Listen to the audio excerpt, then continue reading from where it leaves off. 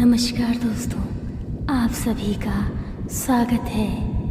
दोस्तों, इस बात में कोई संदेह नहीं है कि हम अपनी इस प्यारी सी नीली ग्रह पृथ्वी को बेहद प्यार करते हैं। आखिर करें भी क्यों ना, इसके बिना हमारा कोई अस्तित्व है ही नहीं। अगर ये ग्रह ना होता तो आज हम भी जीवित ना होते। परंतु क्या आप जानते हैं कि हमारे इस ग्रह पृथ्वी के निर्माण की प्रक्रिया बहुत ही लंबी है और इसका निर्माण भी अन्य ग्रहों की तरह बेहद विध्वंसक था। जी हाँ दोस्तों, जहाँ पृथ्वी के हर कोने में हमें आज किसी न किसी रूप में जीवन देखने को मिलता है, वहीं आज से 5 अरब साल पहले एक ऐसा भी समय था जब अर्थ अपनी फॉर्मेशन फेज में था। आज जिन पोल्स, पहाड़ और लैंडस्केप का हम मज़ा उठाते हैं ना, उस समय ऐसा कुछ भी नहीं था। ना ही जीवन था और ना ही यह सृष्टि थी, कुछ भी नहीं था। परंतु अब प्रश्न यह उठता है कि हमारे इस खूबसूरत नीले ग्रह पृथ्वी की शुरुआत कैसे हुई, इस पर जीवन की उत्पत्ति कैसे हुई, सभी जीव जंतुओं का विकास कैसे हुआ और डायनासोर्स कब दिखाई दिए और वो कहाँ से आए थे। दोस्तों, आज की इस वीडियो के माध्यम से हम सभी पृथ्वी के 450 करोड़ सालों के सफ़र को देखने वाले हैं। तो चलिए बिना देरी किए हम सभी अपनी पृथ्वी के इतिहास की सभी कड़ियों को जानने की कोशिश करते हैं। दोस्तों, आज हम सभी जिस ज़मीन पर अभी बैठे हैं ना, वो ज़मीन आज से करोड़ों साल पहले 8500 डिग्री के तापमान में उबल रही थी। जी हाँ दोस्तों, जिस जगह पर आज हम बैठे हैं ना, वो जगह लाखों सालों तक बर्फ़ से ढकी हुई थी। ये दोनों ही बातें सत्य हैं। वैसे तो हमारे सौरमंडल में सभी 9 ग्रह अपने अपने गुणों के लिए जाने जाते हैं, परंतु क्या आप जानते हैं कि आज हमारा ये जो सौरमंडल है ना, वहाँ विभिन्न प्रकार की गैस और धूल के बादल हुआ करते थे। वैज्ञानिकों का मानना है कि पृथ्वी का जन्म लगभग 4.5 अरब साल पहले हुआ था। उस समय सौरमंडल एक विशाल बादल से बना था जो गैस और धूल से भरा था। उनके अनुसार इन धूल के बादलों से दूर एक तारा हुआ करता था और धीरे धीरे समय के साथ उस तारे की ऊर्जा कम होने लगी, जिसके फलस्वरूप उसके अंदर एक विशाल विस्फोट हुआ और उस विशाल विस्फोट की वजह से अंतरिक्ष की ये धूल एक दूसरे से दबने लगी। इस दौरान बादलों में स्थित धूल के कण गुरुत्वाकर्षण बल के कारण एक साथ इकट्ठा होने लगे और छोटे छोटे पिंड में परिवर्तित होने लगे। ये पिंड एक दूसरे से टकराकर और बढ़ते गए और अंततः सभी बड़े ग्रहों का निर्माण हुआ। दोस्तों, हमारी यह पृथ्वी भी इनमें से एक ग्रह था। जी हाँ दोस्तों, जब बादलों में स्थित धूल के कण दबाव और गर्मी के कारण बड़े बड़े उल्कापिंड और पत्थरों में परिवर्तित हो चुके थे, तब इसी दबाव की वजह से इन बादलों में स्थित रेडियो एक्टिव पदार्थ ने ग्रेविटी का निर्माण किया और इस ग्रेविटी के कारण बीच में हाइड्रोजन और हीलियम इकट्ठा होने लगे। बीच के इस भयंकर दबाव के कारण ही एक विशाल विस्फोट हुआ और इसी विस्फोट के कारण हमारी सूरज का जन्म हुआ। अंतरिक्ष में फैले ये एस्टेरॉयड अर्थात शुद्ध ग्रहों में भारी वजन के कारण से सूरज के करीब आकर सूरज की परिक्रमा करने लगे और धीरे धीरे इन सभी एस्टेरॉयड में भारी टकराव हुआ, जिसके परिणाम स्वरूप मरकरी, वीनस, अर्थ और मार्स जैसे ग्रहों का निर्माण हुआ। हमारे वैज्ञानिकों के अनुसार उस समय पृथ्वी और मंगल ग्रह के बीच थिया नामक ग्रह सूरज की परिक्रमा किया करता था। पृथ्वी पर ग्रेविटी होने की वजह से सूरज की परिक्रमा करने वाले एस्टेरॉयड अब पृथ्वी की परिक्रमा करने लगे और धीरे धीरे करोड़ों सालों तक ये पृथ्वी पर गिरते रहे। और ऐसी घटना हमारे पड़ोसी ग्रह थिया पर भी हो रही थी, जिसके फलस्वरूप थिया पृथ्वी के और करीब आने लगा और आकर पृथ्वी से टकराया। इस भयंकर टकराव की वजह से पृथ्वी के हिस्से कणों के रूप में अंतरिक्ष में फैल गए और एक विंग्स की तरह पृथ्वी की परिक्रमा करने लगे। दोस्तों, इन्हीं परिक्रमा करते हुए कणों में टकराव होने लगा, जिसके परिणाम स्वरूप इस गोले ने एक ग्रह का रूप ले लिया, जिसके फलस्वरूप हमारे चांद का निर्माण हुआ। इसका तापमान अत्यधिक था। ठंडा होने पर इसकी ठोस सतह बनी। जी हाँ दोस्तों, उस समय पृथ्वी पर सिर्फ एक ही समुद्र हुआ करता था और वो था 1900 डिग्री सेल्सियस के तापमान पर उबलते हुए लावे का।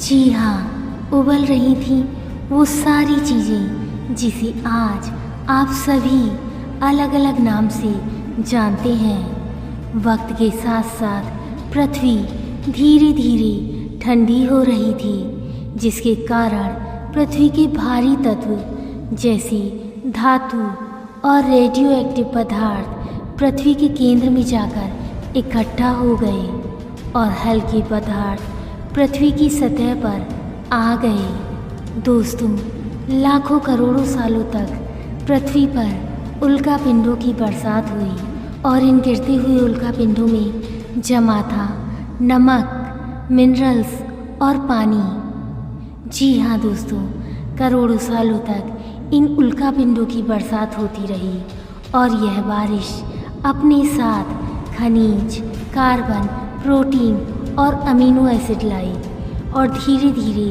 पृथ्वी की ऊपरी सतह पानी से ढकने लगी। दोस्तों, ये वो ही नमक है जिसे हम आज महासागरों से निकालते हैं। ये उल्कापिंड 20 मिलियन साल तक गिरते रहे थे, इसलिए महासागरों में इतना पानी है।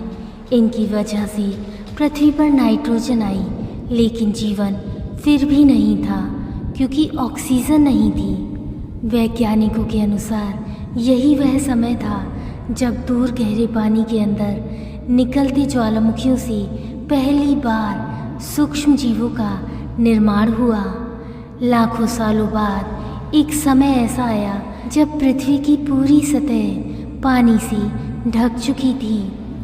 हमारी पृथ्वी के सबसे अंदर का कोर रेडियो एक्टिव पदार्थ से बने होने की वजह से हरदम गर्म होता रहता है, लेकिन जब भी पृथ्वी की ऊपरी ज़मीन ठंडी हो जाती है ना, तब पृथ्वी के अंदर की गर्मी बाहर नहीं निकल पाती, जिसके कारण ज्वालामुखियों का निर्माण होता है।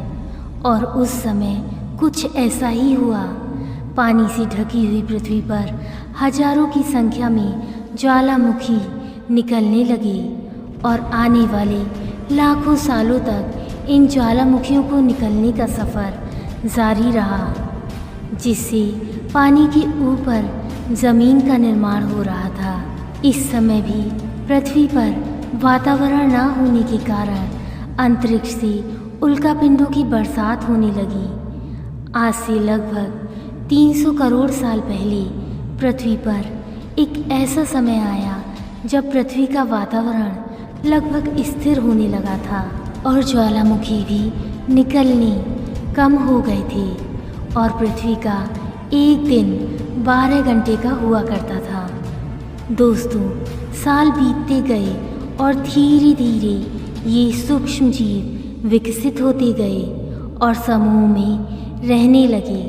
आज से लगभग 250 करोड़ सालों पहले पहली बार पृथ्वी पर ऐसे जीवों का निर्माण हुआ जो जीवित रहने के लिए पानी के अंदर के मिनरल्स यानी खनिज पदार्थ और धूप का इस्तेमाल करती थी और मल त्याग के रूप में ऑक्सीजन बाहर निकालती थी। इस समय तक पृथ्वी पर अधिकतर ज्वालामुखी निकलने बंद हो चुके थे और इन माइक्रोबैक्टीरियाज के कारण से वातावरण में ऑक्सीजन की मात्रा धीरे धीरे बढ़ती जा रही थी।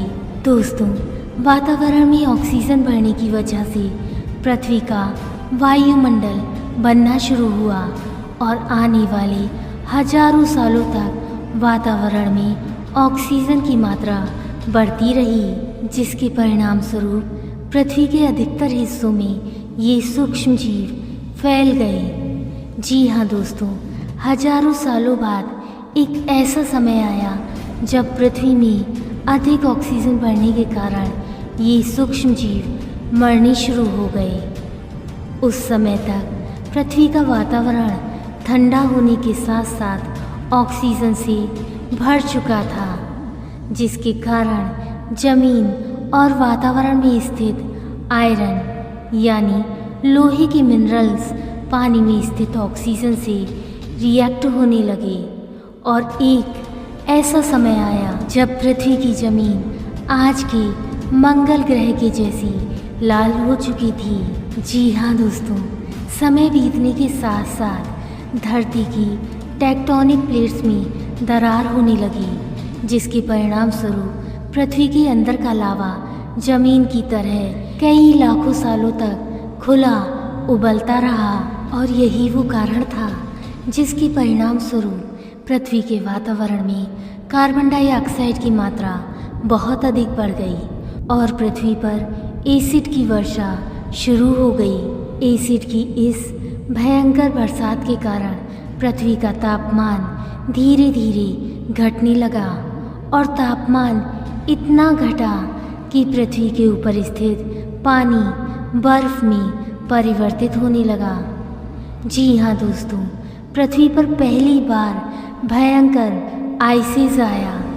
इस समय पूरी पृथ्वी सफ़ेद बर्फ से ढक चुकी थी।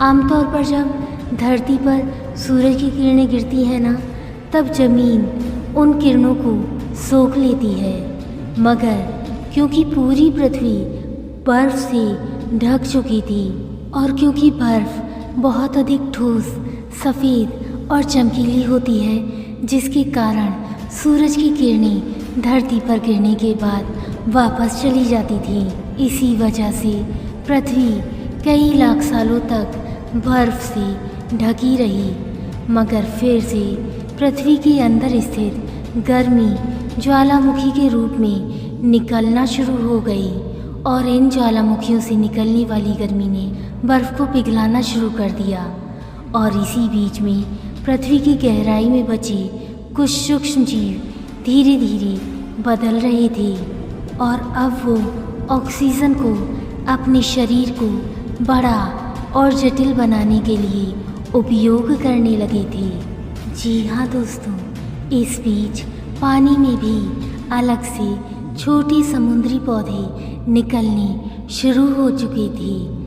बाहर जैसे जैसे ज्वालामुखी निकल रहे थे ना, वैसे वैसे वातावरण कार्बन डाइऑक्साइड की वजह से गर्म हो रहा था। समय के साथ साथ बर्फ़ तो पिघलने लगी, मगर धरती पर फिर से एसिड की बरसात शुरू हो गई, जिसके फलस्वरूप फिर से पृथ्वी ठंडी होने लगी और एक बार फिर से पृथ्वी की अधिकतर सतह बर्फ से ढक गई। दोस्तों, ऐसे बार बार कई हजारों सालों तक होता रहा और इसी कारण से अब समुद्री जीव धीरे धीरे वातावरण के अनुसार विकसित हो रहे थे। इस बीच ऐसे भी समय आया कि बहुत सारे जीव और समुद्री जंगल भी लुप्त हो गए थे, मगर जो बच गए थे ना, वो धीरे धीरे पृथ्वी के बदलने के तापमान के अनुसार ढलते गए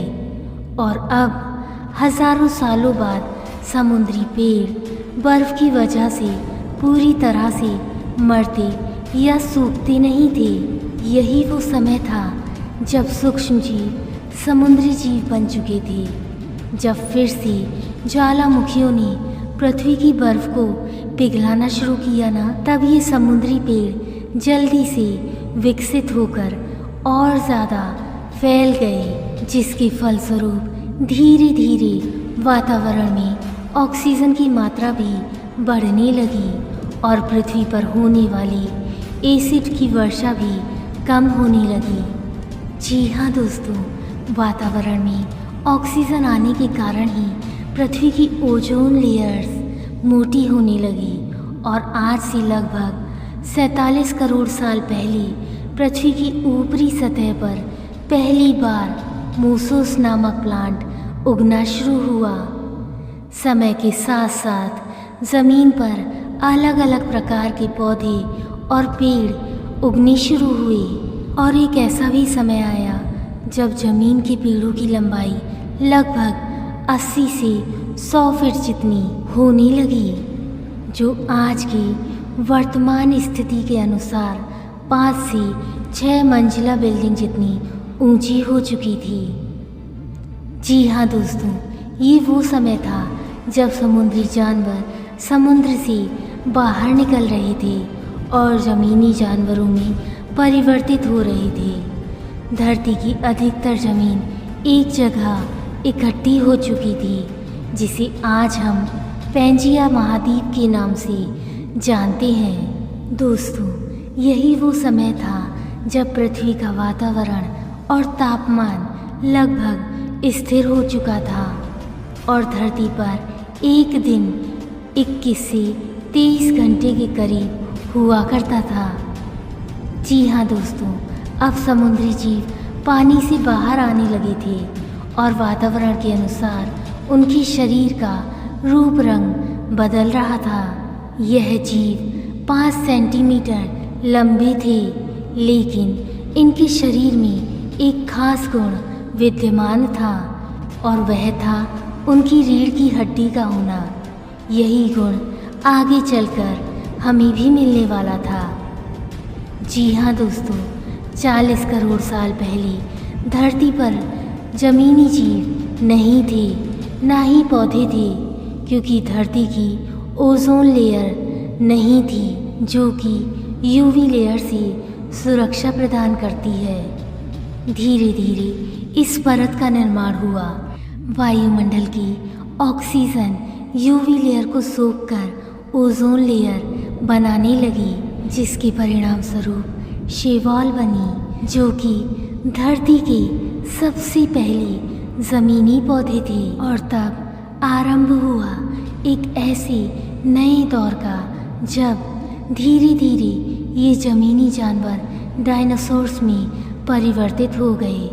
जिन डायनासोर्स ने पेड़ पौधों को खाना शुरू कर दिया था, उनका शरीर लंबा और विशाल रूप से विकसित होने लगा। कुछ डायनासोर्स ऐसे भी थे जो शिकार किया करते थे, जिसके कारण वे छोटी और तेज होती चली गई। पृथ्वी की ऊपरी ज़मीन एक जगह इकट्ठी होने के कारण अधिकतर ज़मीन रेगिस्तान और बंजर हो चुकी थी। उस समय अधिकतर जंगल समुद्र के करीब हुआ करते थे, जिसमें डायनासोर्स रहा करते थे। जी हाँ दोस्तों, आज से लगभग 20 करोड़ साल पहले पैंजिया महाद्वीप टूटना शुरू हो गया। पैंजिया के विभाजित होने के कारण से पृथ्वी की अधिकतर ज़मीन पानी के संपर्क में आने लगी, जिसके फलस्वरूप पृथ्वी पर हरियाली बढ़ती गई, जिस वजह से डायनासोर्स और ज़्यादा विभिन्न और विशाल होते चले गए। डायनासोर्स ने आने वाली लगभग 20 से 30 करोड़ सालों तक पृथ्वी पर राज किया था। उस वक्त डायनासोर्स समुद्र से लेकर ज़मीन और आसमान तक पूरी पृथ्वी पर राज किया करते थे। इस समय अफ्रीका से टूटा भारत सीधे आकर आज के तिब्बत से टकराया और इस टकराव के फलस्वरूप हिमालय का निर्माण हुआ। आज से लगभग 6.5 करोड़ साल पहले पृथ्वी की तरफ आज के माउंट एवरेस्ट से भी बड़ा लगभग 4.5 लाख करोड़ किलो जितना वजनीय उल्कापिंड लगभग 80,000 किलोमीटर प्रति घंटे की स्पीड से पृथ्वी की तरफ आ रहा था। पृथ्वी की सतह को छूते ही उसमें भयंकर आग लगी और वो जलती हुई सीधा पृथ्वी से टकराया।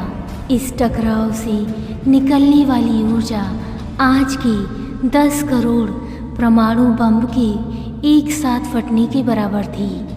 जी हाँ दोस्तों, जहाँ ये उल्कापिंड गिरी ना, वहाँ के जानवर और पेड़ तुरंत भाप बनकर जल गए। इन उल्कापिंडों के गिरते ही पृथ्वी पर पूरी तरह से धूल फैलने लगी।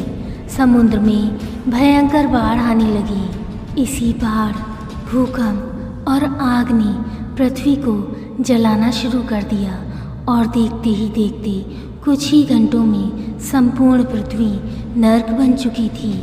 पूरी पृथ्वी के वातावरण में हानिकारक गैस और धूल बड़ी मात्रा में फैल चुकी थी, जिसके कारण डायनासोर्स घुटन, आग और भुखमरी से पूरी तरह विलुप्त हो गए। इस समय हमारे पूर्वज जमीन के अंदर रहा करते थे, जिसके कारण वो इस विशाल प्रलय से बच गए। पृथ्वी का वातावरण पूरी तरह से काला और अंधकारमय हो चुका था, जिससे धूप भी जमीन तक नहीं पहुंच पा रही थी। पृथ्वी के पेड़ और अधिकतर जानवर विलुप्त हो चुके थे। जी हाँ दोस्तों, गर्मी के कारण बादलों का जल भाप बन गया। धूल और पत्थर के कण आग के रूप में धरती पर बरसे। कई सालों तक धरती पर सूर्य की रोशनी नहीं पहुंच पाई। यह ऐसा समय था जब धरती की आबादी 75% तक खत्म हो चुकी थी। डायनासोर्स खत्म हो गए थे, बस बचे थे तो मैमल। कुछ लाख सालों बाद यह कई तरह की प्रजाति में विकसित हो गए और फिर धरती की प्लेट में हलचल हुई, जिससे नई भूश्रृंखलाओं का निर्माण हुआ। जी हाँ दोस्तों, जब सब खत्म हो गया था ना, कुछ 5% जीव बचे थे।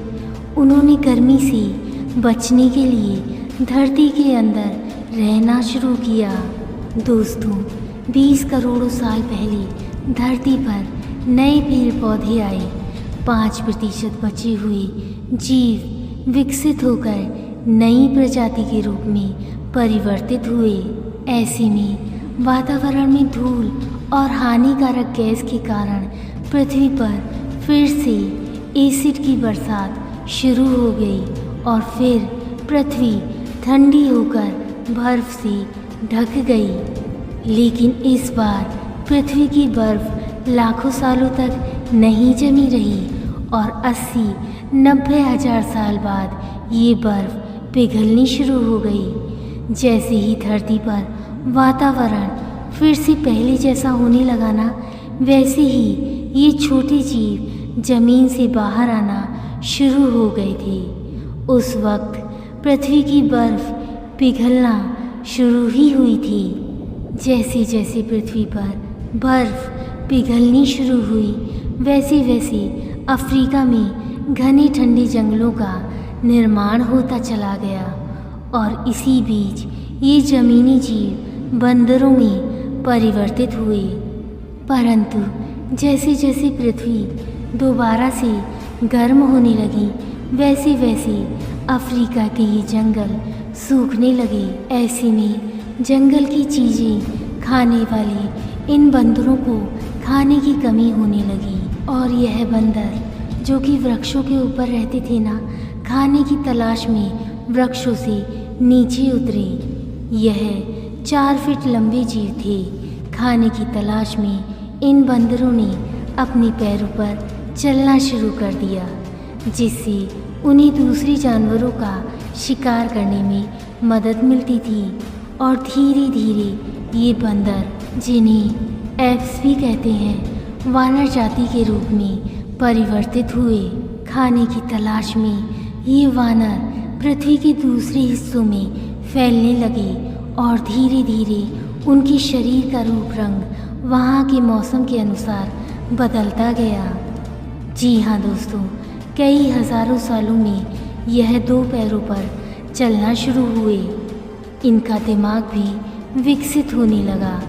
इस तरह से हमारे पूर्वज भी विकसित होकर नई सभ्यता का निर्माण कर पाए और समय के साथ साथ हम आदिवासी बने। हमने हथियारों से लेकर आग का आविष्कार किया। हम धीरे धीरे इंसान के रूप में विकसित हुए।